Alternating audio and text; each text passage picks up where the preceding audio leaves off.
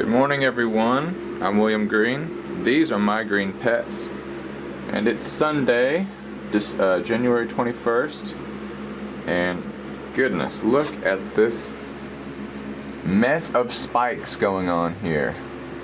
Anybody see any spikes? I see a few. So as those begin to open, it's just going to get nicer and nicer and nicer in here.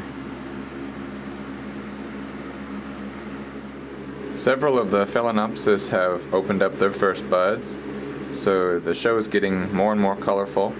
But a couple of the more unusual orchids are also in bloom too, so let's focus on those today. The first is Amesiella monticola, which opened up last week. It's got that incredible long spur on it, full of nectar.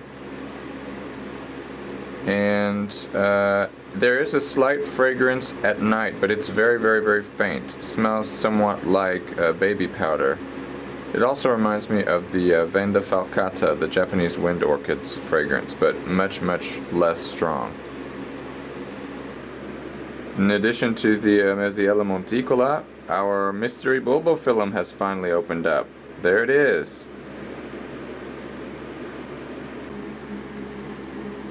The flower's been open for about 3 days now, and it seems to be done opening up. It is as big as it's gonna get. And it's got some really interesting features, including a hinged lip that flips back and forth as the flower's blown around in the wind. And it's also got these very interesting petals with these little teardrop shaped purple, they're like flags, they're little dots. And the filaments connecting them to the petals are so thin that it looks like those little dots are just floating in air. As for the color of this Bulbophyllum flower, the sepals on the outsides, the larger part of the flower, are pinkish red. But then when you look inside the flower, there are two tiny petals which have those little circular purple parts that hang off the side, but the actual petals themselves are very small, and they are white with lime green striping. Alright, so I'm interested to hear what species of Bulbophyllum that you think this is.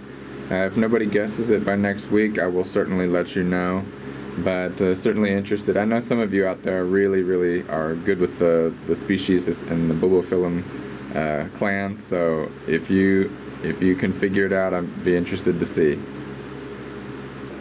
Aside from these two little unusual orchids, another more common one but still very interesting is this Phalaenopsis schilleriana, which is starting to swell up its buds.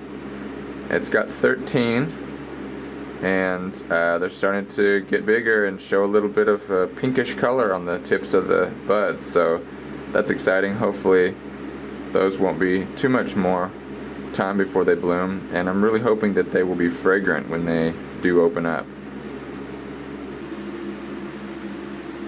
You know, one thing that really adds to my enjoyment of my orchid collection is as I observe the plants, I have become more adept at reading their body language. And what I mean by that is, depending on the stage of growth of the plant, or just depending on how their leaves and roots react to different conditions, the plants in a way are able to communicate what they are about to do or what they need.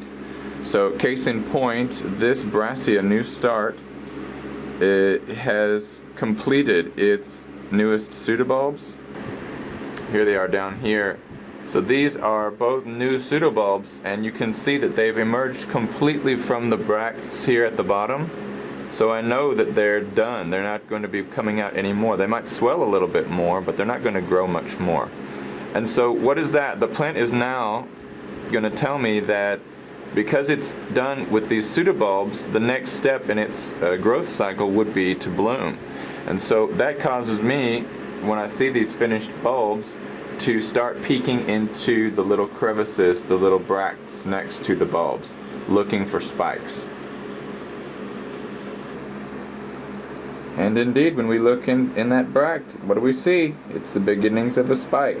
Now, caution, this is cause for celebration for sure, but there's no guarantee that this spike will grow out and bloom. You know, you always have to approach these things with caution. Don't get too excited, because you never know what this orchid's going to do.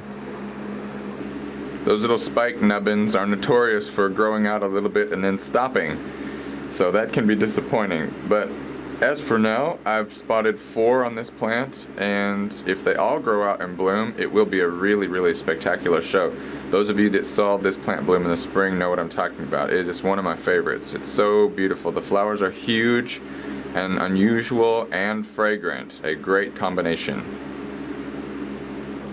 Some other orchids that are starting to change their body language and tell me that they're about to do something is this group of Cattleya rex seedlings. These were grown from seed, sown in 2011, and then they were grown in vitro, of course, and then they were deflasked in March of 2014. And so here they are, we're coming up on March 2017, so they're almost 3 years out of flask. Now, these little Cattleyas really haven't done much at all for the past 4 months or so. Basically, since the end of the growing season outdoors, they've just been kind of chilling out in their pots and gathering light, storing energy, and getting ready for their spring growth. And if we get down here right at the base of this mounted plant, we can see that spring growth is just about to start. That little eye, or I guess it's just a new growth, at the base of the pseudobulb, you can see it is definitely starting to swell.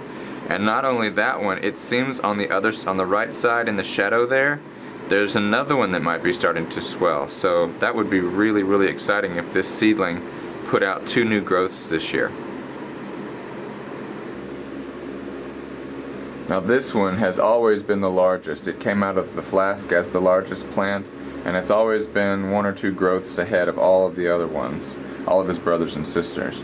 And so it's kind of a trendsetter as well. It has started to put out its new growth for the year, and you can see that green tissue at the base of that pseudobulb there starting to swell up, and that will become this year's new growth.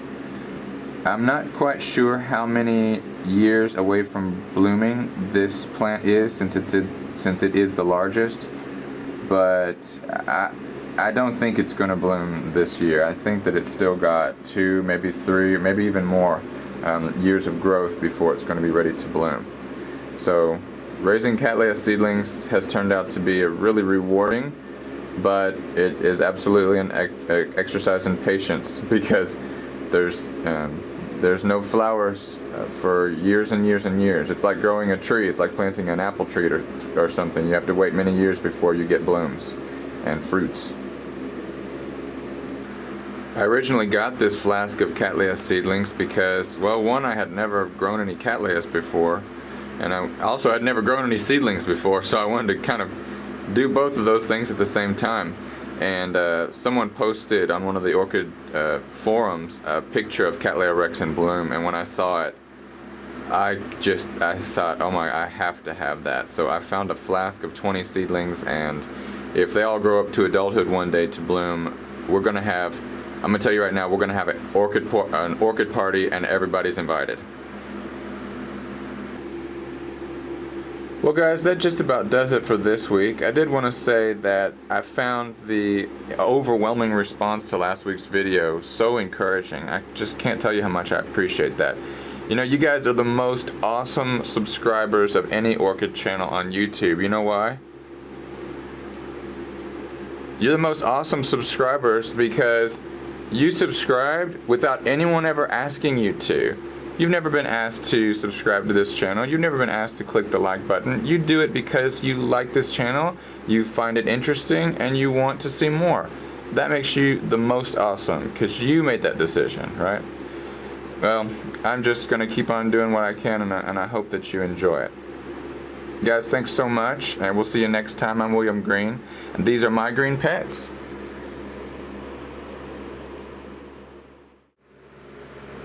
Don't forget that we have a live video feed of My Green Pets that runs most of the time. If you're interested in tuning in, the link is on the main channel page. Well, thanks guys, and we'll see you next time.